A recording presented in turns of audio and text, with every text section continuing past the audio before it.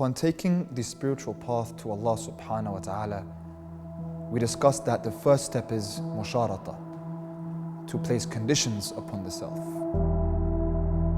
The second step is Muraqaba, to observe the self, to watch yourself.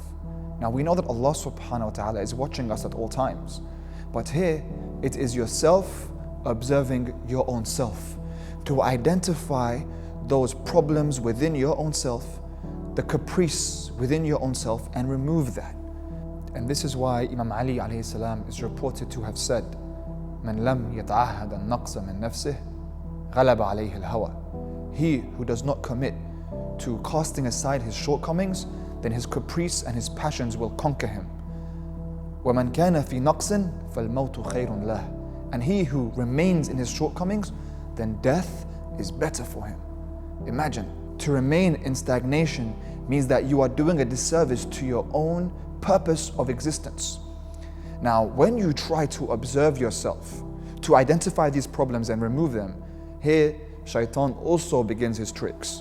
And he will try to normalize these problems and say, look around you, everyone goes through this, this is normal.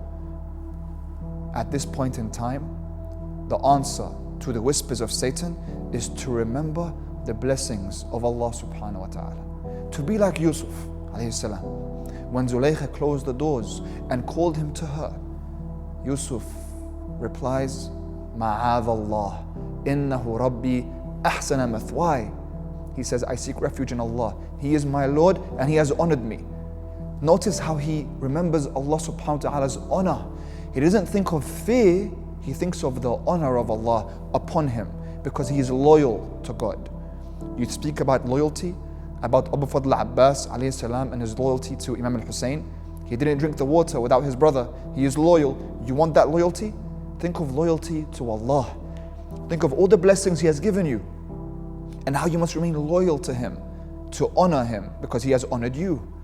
If you want to think about it deeply, when people are backbiting, when someone is telling someone else about a third person and that third person comes and stands between them, even if that third person is a munafiq, a hypocrite, and he stands there, suddenly they start speaking about him because they're shy to speak in front of the munafiq, to backbite him in front of his face. Imagine, Allah subhanahu wa ta'ala is always present, yet we are not shy to stop backbiting in front of Allah. We are not shy to stop going towards these destructive behaviors in front of Allah.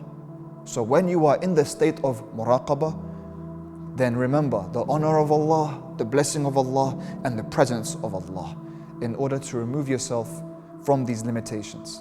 The third step can be found in the following video.